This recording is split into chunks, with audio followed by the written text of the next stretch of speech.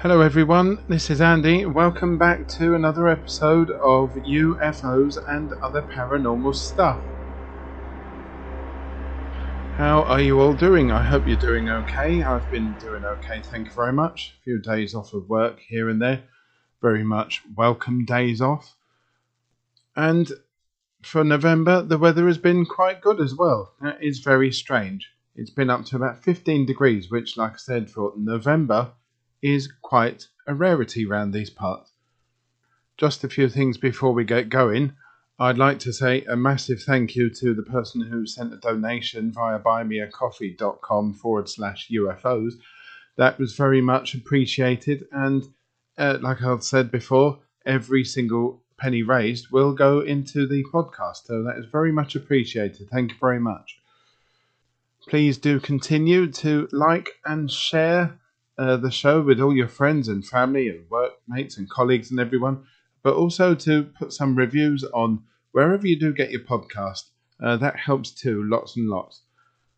Anyway, today's episode is a little bit different. You may have noticed that I do go on about UFOs a little bit too much. They are my favourite subject. But this subject today is about the vampire of Highgate Cemetery. That's right, the vampire of Highgate Cemetery. So what is so special about Highgate Cemetery?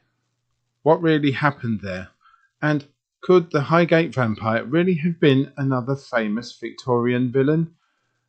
Shall we go and have a look? Strange sightings were made in the 1940s right up to the 1970s of a strange being in the cemetery. In 1836, Stephen Geary and his London Cemetery Company bought land on the Ashurst Manor estate in North London, just next to the picturesque Hampstead Heath. Highgate Cemetery, which was designed to look similar to the Père Lachaise Cemetery in Paris, France, was completed in the 1870s. It was to be a non-denominational cemetery, in other words, open to people of all or even no religion. The cemetery is open to the public for an admission charge. Stylish parts of the cemetery to look out for if you do visit are the Egyptian Avenue, which you enter via an arched gate flanked by columns and obelisks. The Lebanon Circle, which surrounds a cedar tree of Lebanon and is lined with tombs. The tree was actually there before the cemetery was built. And there is the terraced catacombs, which is a small labyrinth of tombs. A few notable burials in the cemetery are Karl Marx, philosopher, historian, sociologist and economist; Roger Lloyd Pack, the actor who played the much-loved Trigger in TV's Only Fools and Horses; and Marguerite Antonia Radcliffe Hall, an English poet and author best known for the novel The Well of Loneliness, a groundbreaking work in lesbian literature. By 1888, there were more than 25,000 graves in the cemetery, many of them containing 4 bodies each. Luckily for the neighbours of the cemetery, cremation was soon legalised and the demand for burial decreased. Since the end of the Second World War, the cemetery has started to take on an unkempt look, as naturally the number of family members coming to tend the graves of loved ones has diminished. The weeds and brambles, etc., have started to claim the grounds. It took on a very gloomy atmosphere. The decades after World War II, the cemetery was in such disrepair that some parts were inaccessible and graves lay broken. There was also reports of opened graves, coffins broken into, and human remains lying exposed. By 1969, the cemetery became the centre of some spooky occurrences which came to be known as the Highgate Cemetery Vampire. A couple walking along Swains Lane, next to one of the many gates, came face to face with a dark figure walking behind the railings. It had 2 dark red slits for eyes. When the woman screamed, the figure disappeared. Later that year, a dog walker on Swains Lane saw the dark figure sliding over the cemetery wall. When the dog walker screamed, again the dark figure disappeared. In 1967, two girls again walking in Swains Lane saw a dark figure rising from an open grave, and again the creature disappeared when the girls screamed. After a few more sightings of the figure in Highgate Cemetery, experts in the occult became very interested. David Farrant, a member of the British Occult Society, and Sean Manchester, who said that he was a bishop, a descendant of Lord Byron, and a director of the Occult Bureau. Both investigators concluded that the dark figure was a vampire, and both said that they would capture it. A vampire slaying rivalry was born. Farrant, while camping in the cemetery, said that he came face to face with the vampire. Manchester, whilst interviewing one of the schoolgirls from the 1967 encounter, noticed two small wounds on the girl's neck. She was suffering terrible nightmares and was also quite ill. Manchester filled her room with anti-vampire items, garlic, charms, etc., and apparently the girl's health returned to normal. Manchester reckons that the vampire was a 15th century Romanian king vampire who had been buried in the area that was to become Highgate Cemetery. He stated that Satanists and occultists had resurrected it. Sean Manchester told David Farrant that he would hold an exorcism on Friday the 13th of March 1970, and that would rid Highgate Cemetery of its vampire. Even the national television networks came involved as ITV picked up the story and interviewed both Farrant and Manchester for a news bulletin that evening. 2 hours after the programme aired, a mob of vampire hunters appeared outside the cemetery. They swarmed the gates and scaled the walls and got into the locked cemetery. Even the police could not control them. Unfortunately, with such a mob, vandalism occurred at the cemetery.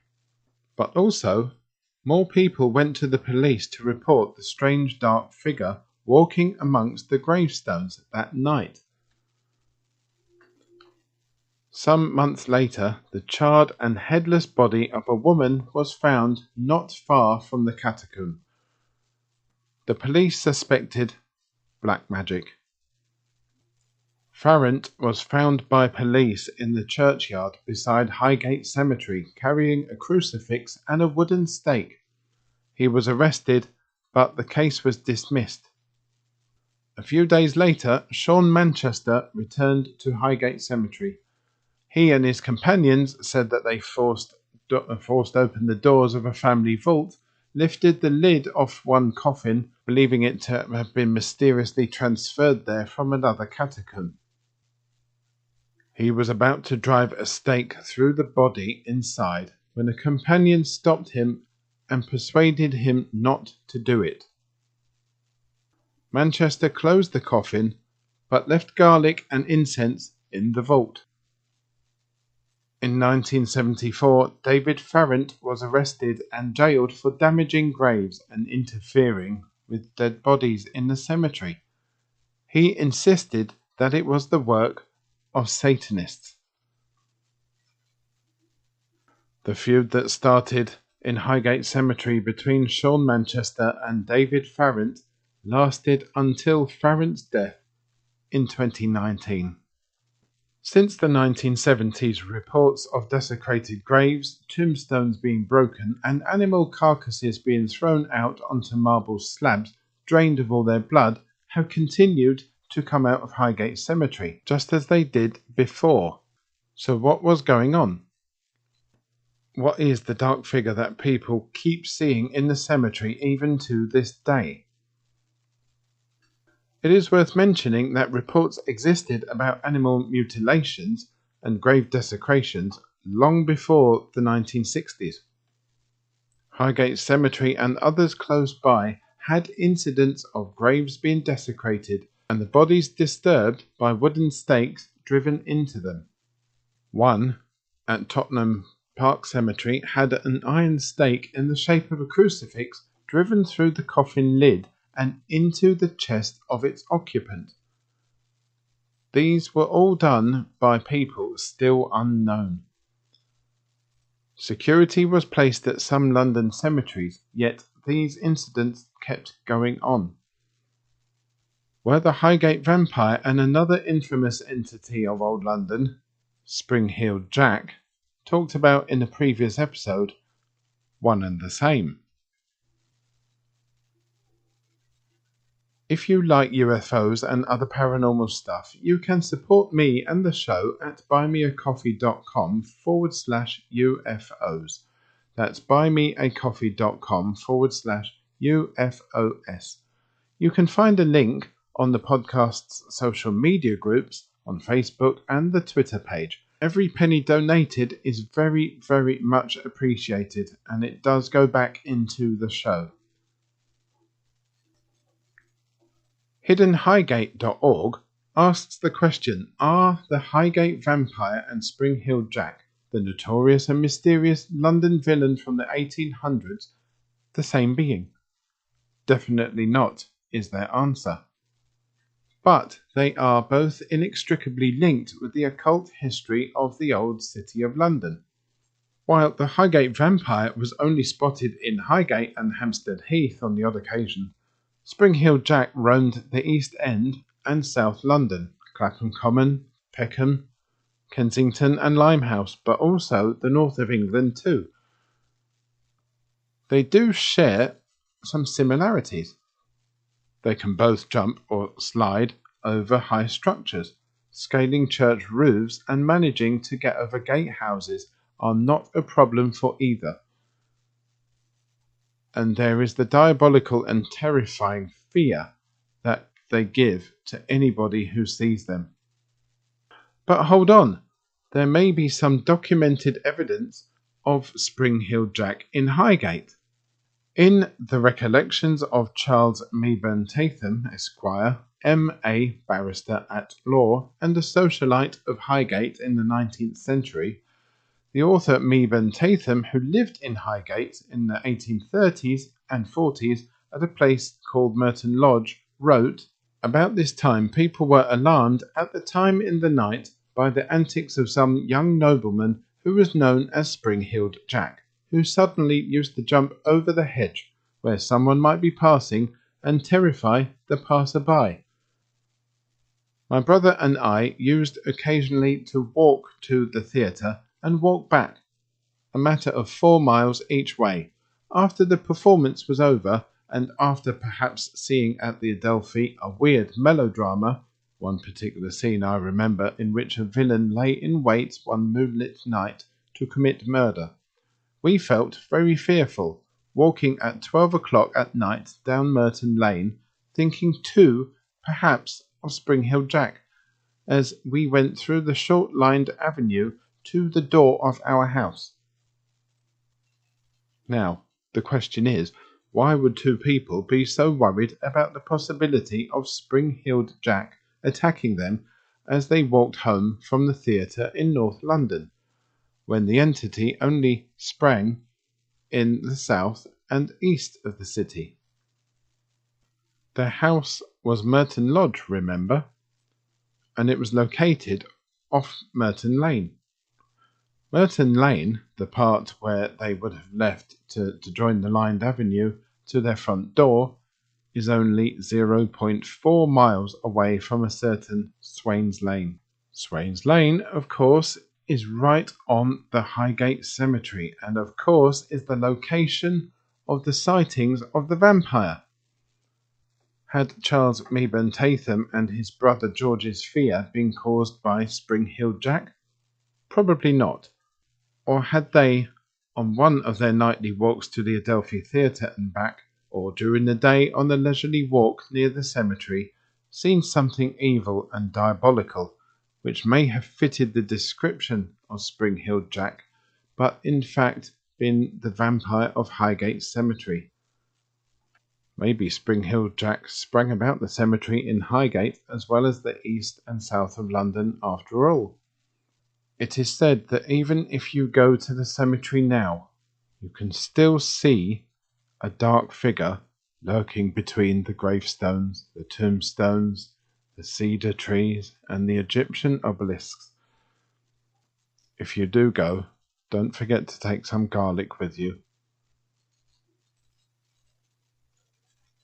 Well, what are your thoughts on the Vampire of Highgate Cemetery, ladies and gentlemen? I would really like to know. Please do send me your thoughts on that and other shows to UFOs and other paranormal stuff at gmail.com.